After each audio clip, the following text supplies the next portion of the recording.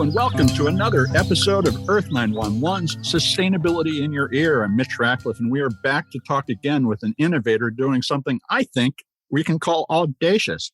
Our guest today is al-Subbloie. He is the CEO of Budderfly. It's an intriguing company that offers businesses energy efficiency as a service. Now, that means they install energy efficient lighting, heating, and other upgrades in commercial and retail locations, restaurants, schools and colleges, community buildings, and they do so at no upfront cost and then keep a share of the savings that result from those changes. Now, Budderfly guarantees savings to its customers, earning a profit only if they succeed. And that's why I call it audacious. They're really putting their money on the line here. We've talked to other forms of sustainability as a service companies, but this one is literally betting the farm on the fact that they can make a difference in terms of a company's sustainability.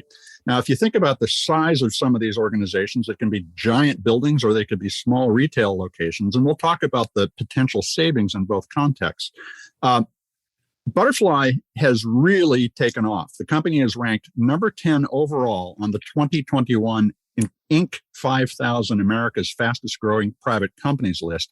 And in the energy category on that list, they came in number 2. You can learn more about Budderfly at www.budderfly. And Budderfly is spelled Budderfly. www.budderfly.com. Welcome to the show, Al. How are you today? I'm great. How are you doing?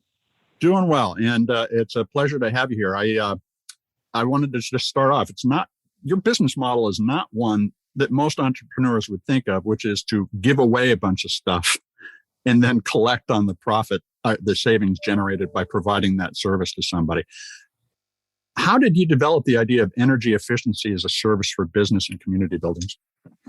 A great question. I was frustrated, and maybe a lot of us are, that we have the technology, the know-how, and the ability to drive 30% reduction of waste in almost any facility of different types of industries, and yet we haven't. And it's because there's a tremendous amount of friction. Real simple, the friction's based on capital. People don't necessarily want to write the checks because it's difficult to measure the benefit. It's also a multitude of choices. There's many technologies, and companies that are restaurants or schools, it's not their specialty. So very difficult to do. And it sometimes leads to maybe 5 or 10 different projects, which is too complex to manage. So we decided to turn it on its head. We take care of the entire model, including paying for everything, installing everything. We built a billing system that runs all the savings management for the customer. It's really easy to do. They have to do very little, or they can get very involved. So by making it simple and easy, we got rid of the friction, and that's probably a good reason behind our fast growth. Well, now, you're calling out an important feature of the sustainability economy, and that is that we are so wasteful in our present configuration that the economy is literally just crying out to be optimized. And, if you can generate a 30% saving by putting your systems in place, that means that a company can probably immediately lower its energy consumption and its cost by at least 15% after you take your share. Is that roughly the way it goes, a 50-50 split of the savings? Probably a better way to look at it. It's expensive, obviously, to buy these things that are energy efficient. And, between labor and materials. So roughly at 30%, there's about 20% or more that the customer will end up with between the capital that we buy and their bottom line on their P&L. And then it also takes a lot of work to manage this. So that's probably close to another 3, 4, or 5%. And we provide all those services, again, free of charge. And we built all that right into the model. So the customer never writes a check for anything. So in addition to the hardware and software that you install, those services are a form of consulting. Do you have folks come into the business and on a recurring basis to continue to try to optimize the environment? We do. One of the issues I've had in the market is that the world doesn't measure the use of energy in the right place. The meter was put outside the building by the utility to send you a bill. So we put in a full IoT software-based connected network within every facility. And we could have as many as 50 or 100 different measure and control points. And we monitor that every day, 24 hours a day. That gives us access to monitoring equipment. It's whether it's degrading or breaking, that allows us to do maintenance and repair. We also do refrigeration temperature monitoring. We throw that in for food safety because it's good for the energy footprint, carbon reporting, and many other things. It is an ongoing relationship, not just install and walk away.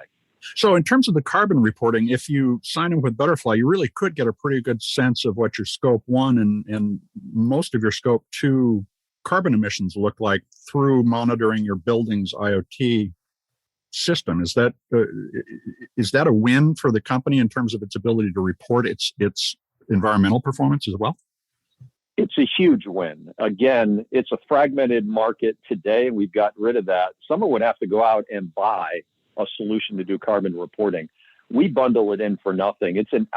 Think of it as an outcome of the model. And in today's world, it's important to understand your carbon footprint. And every day, more companies are announcing the importance of that. Again, we bundle that in and we measure it right down to the kilowatt hour and peak kilowatts as well. So what's involved in getting on board the program? Does the business have to apply and provide you a lot of information about the building? Or do you conduct an audit and then give them a plan? It's pretty simple. And that was part of the design model, is make it easy. Customer more or less just said, yes, I want to do this. We literally have a 2-page agreement, relative to the ESCO world, that those agreements could be 100 pages. Ours is 2. And one of the reasons is we're spending all of our money. Makes it a real partnership. We have a lot of online registration capabilities for them to do, and all they really have to do is schedule a visit. We'll show up for maybe a couple of hours. We'll do a full survey, and then we fully understand, because we do this every day, exactly how to install all the different components, which we usually get done, I'd say, within about 60 days, sometimes 90 days. We can have everything installed, including refrigeration controls, lighting, sometimes brand new HVACs, very high SEER, high efficiency units within the facility. So is the service available nationwide, or are you limited to certain metro areas today? Oh, totally nationwide. We have installations every state in the U.S., including Hawaii. We've got installation and maintenance and support resources everywhere. The business now, we're probably a little over 120 folks. I think we're hiring about 30 in the next year. So we're obviously hiring and bringing good talent on board because of our growth. Now, how long after you begin the program does the typical business start to see those savings? Is it month 1? And I guess the other question is, how do you collect your share? Do you take over their billing and then pass along the savings, or do you charge them after the fact, so to speak? It was important to make this very simple and customer friendly. So if a customer signs an agreement, within 1 to 2 months, they will begin getting savings. And the savings will start automatically because we do have a billing system that puts the savings in it for them. So we have control of that. And as soon as we install the first component, whatever it is, a single light, a refrigeration control device, we begin giving them their full savings. And then obviously we're spending a lot of capital in the first 90 days on their facility and upgrading that. So yes, we're the last ones to get paid. We only make money if we get above the savings we gave them, the money we spent on the capital, all of the services we're providing, and then we're the last ones to get anything. And then what we do is, above that certain point, we'll split 50-50 with the customer to give them additional savings to make sure they continue to care, because we all should care. And then we continue to be motivated to put new components in. So we're constantly researching new technologies on their behalf. Now, let me ask this question. It's really from the perspective of our listeners who are also thinking about how to optimize their home. Because as you said, virtually every building in the country is ready to save 30 or 40%. What kinds of technologies do you think are critical to install, whether you're at work or home, to make an immediate difference in power use? It's a great question. And believe me, we sit back every day and say, should we do residential? Mm-hmm. And, when you're building a company, and I've done a few of them, you have to remain focused. And we've got our hands full in the commercial marketplace, as you know. But, put that aside. Most HVAC is a big user of energy. It's probably one of the biggest. Yes. If you're going to blame the climate issue in the world right now, you'd probably say that HVAC is the number one issue. Most people at home have old HVAC equipment, and I'm not going to get technical, but putting in a high efficiency. And by the way, when you buy it, don't just buy the cheap one. Mm-hmm. Most people do that. They just look at price. If you buy a high efficiency unit, you could pull as much as 60% off the use in your home. The second is lighting. Move over to an LED model. You do them one at a time or do them all at the same time. And the last is there's a lot of metering technologies, and they go right on your panel. Most of the home metering technologies don't require too many different devices. It's one basic device, and it'll give you a full measurement of the use cases within your home. So you'll know whether you've got a broken dryer, a hot water heater that's a problem, because you'll see spikes. And those are the three things that I'd recommend that would have a huge impact on home use. Now, you mentioned you're always looking ahead.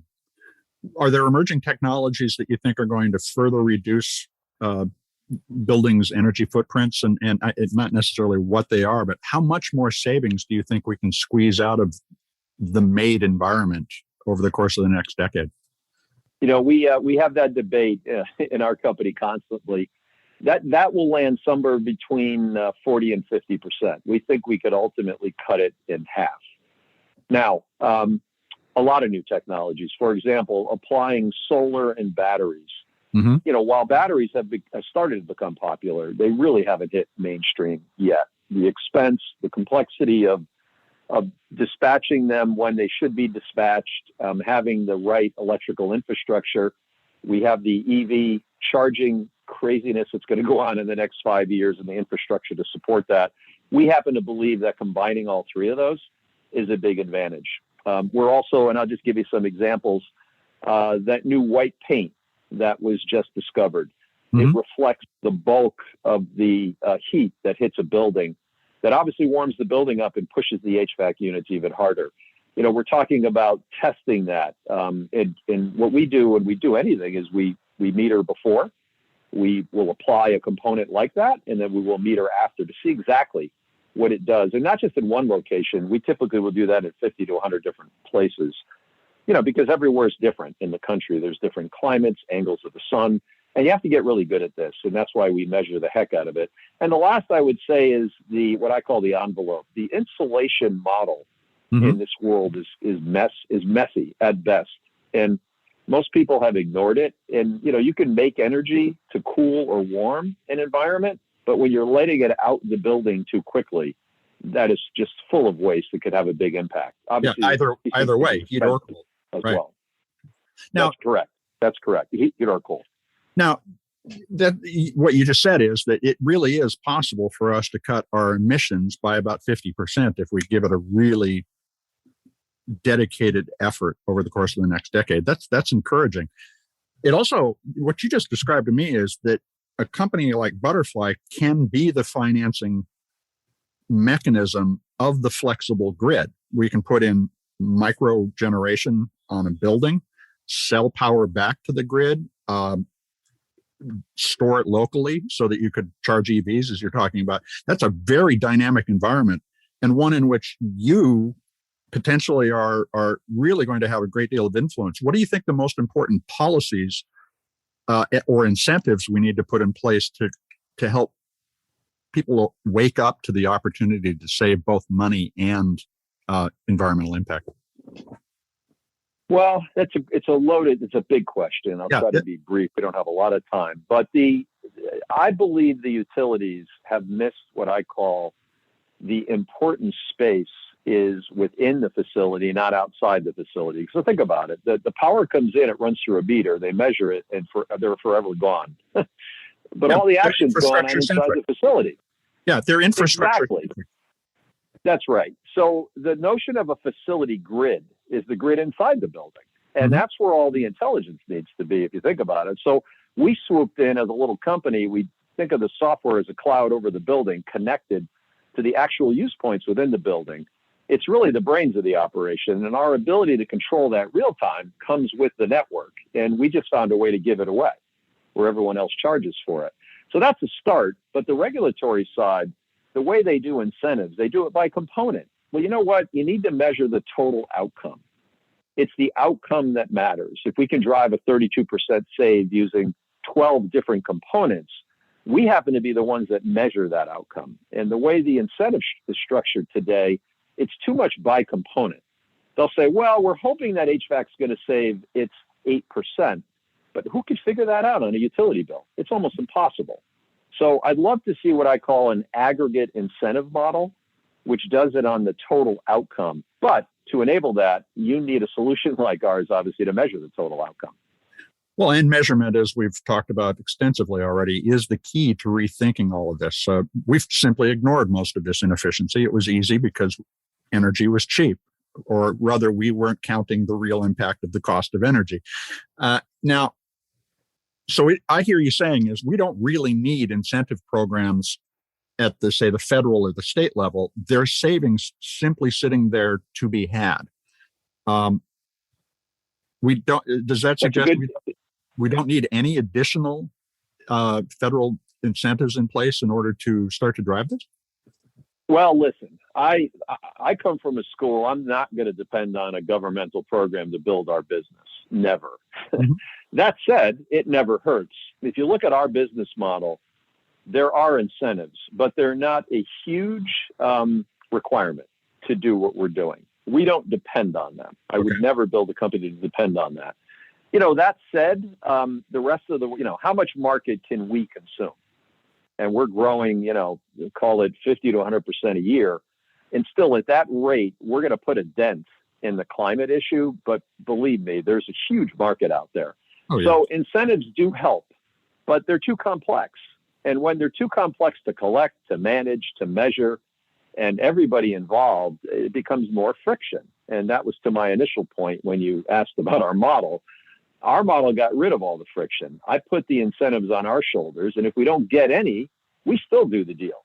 I don't depend on them. Some states don't have any incentives, so we don't differentiate. If we're doing a deal in Florida versus California or Massachusetts, Connecticut, anywhere, Illinois, it doesn't matter. We look at it as a portfolio strategy, and we're there to really just drive the usage down because carbon doesn't differentiate the dollar.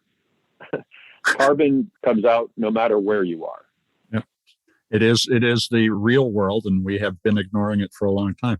Now, one of the questions that came to mind as I was reading about this, if I were a business owner and I sell my business and I'm a Budderfly customer, what happens? Does Budderfly come in and take the stuff out because it's no longer the same customer? Or is it simply left in place?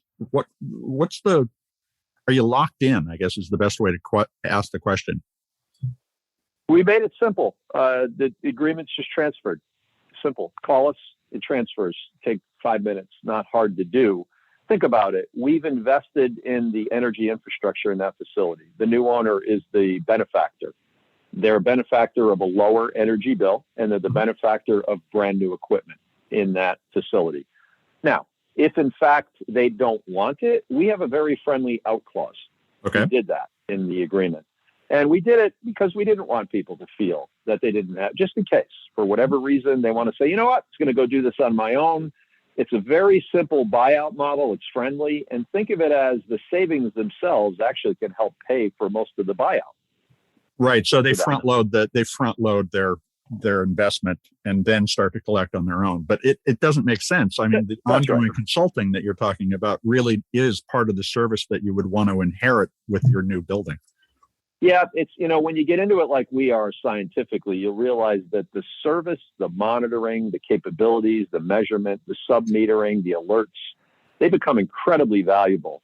In the long run, I think this is a bigger data play than anything else. And it just so happens there's a huge economic and an environmental benefit, right? But it's really a data play. We're collecting 1 billion energy records per day right now. And we've got that in a full analytics engine. It's amazing to watch and to see some of the patterns that are emerging. So that's really getting fun here. So could you theoretically securitize future savings and use that to amplify your capital raising capability? Absolutely. Absolutely. Think of this as an annuity. If you were to say, what part of this market I want to play in, do I want to be a landlord collecting that, everyday rent? You think about it, your electric bill might be the one thing you almost have to have. You have no choice, right? Right. So the banks and the finance people look at that annuity stream. And what happens is when our savings begins to run and our P&L model runs, it's a very predictable long-term P&L. Whereas even in the software business, you're looking at 2-3 year subscription agreements. Ours can go out 10 years, even longer. And that makes at least the availability of capital that we provide for our customers, very easy to get in today's market. Now, your current offering is focused on energy efficiency, but there's clearly other ways to create environmental improvements and financial savings. So are you looking at water management, for example, as a market you can expand into in the commercial space? We absolutely are. Probably next year we'll be adding water. We've had a lot of our customers request it. And think about it. We've got the network connected already. Right. We've already got a facility grid in. You really only got a different type of set of meters to measure water. Not hard for us to do that. I will say that water is a little easier. Electricity is a little trickier. There's a lot more use points in electricity typically than water. But water's expensive for a lot of people. So it can have a big impact. And then there's gas. Gas is controversial today. It's still required. You need it. A lot of our customers have it. We'll have it for a while. But overall, the notion of the fossil fuel model, even for backup and generators and things, we're seeing a potential move to fuel cells. So we're trying to look forward and say, we're not just pulling 30 to 50% use out. We also want to pull out another 20, 30% out into a renewable source and have a really big bite of the apple from the carbon footprint standpoint, bigger than the save itself. Could you get even more meta? And I don't want to make a Facebook joke, but broaden your perspective even more and manage, for instance, low carbon data services, or plug in find the lowest carbon route for a packet of information, for instance. But that adds up over the course of days and months and years to massive potential savings. It sounds to me like, as long as you can measure something, you've got an opportunity to make that into a viable service for your customer. Well, absolutely. Also, if you and I were to sit back and say, how do we fix this problem? We'd say, well, first thing we got to do is we have to get everyone to work together. Mm-hmm. That's not easy to do. Well, think about our model. Budderfly comes in and we're amassing thousands and thousands and thousands of locations all bound together in the same software model.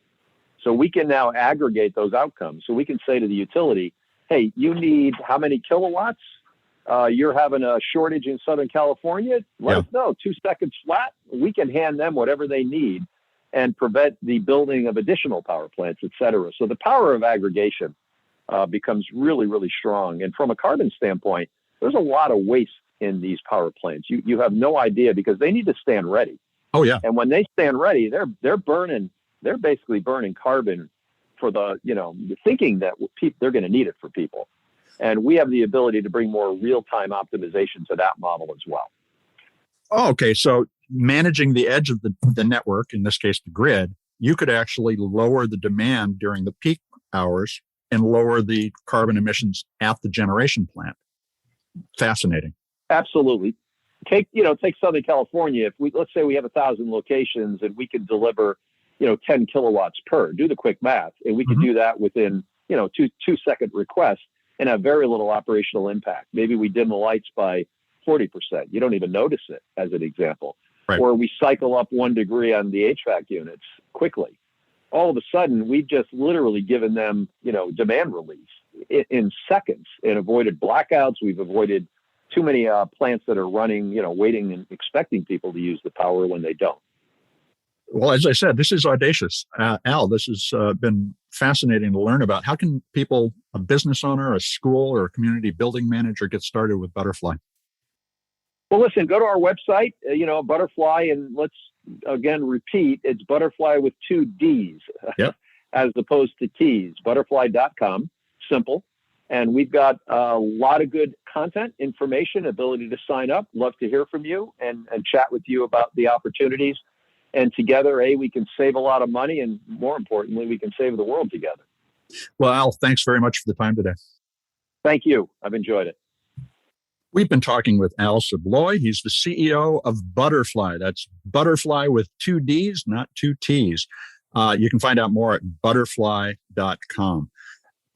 Folks, as Al pointed out, we have just started to measure the inefficiency, what we used to treat as the externalities in our economy, that represent a vast opportunity to improve the efficiency of everything we do and therefore reduce our environmental impact. I hope you'll take a few minutes to think about this for your business. Do you have a retail location, an office space that maybe folks are finally coming back to after the pandemic? Look at whether or not you can lower your energy use, your CO2 emissions, and everything else about your business by putting in an energy efficiency system. And consider Budderfly. Also, we hope you'll share this with your friends. This podcast and all the podcasts that we work on, we would definitely appreciate you sharing it with everyone you know. Let's get these ideas out there and change the world just a little bit. This is Earth911, Sustainability in Your Ear. We're going to be back with another interview soon. In the meantime, folks, take care of yourself, take care of one another, and let's all take care of this beautiful planet of ours. I'm Mitch Ratcliffe. We'll be back soon.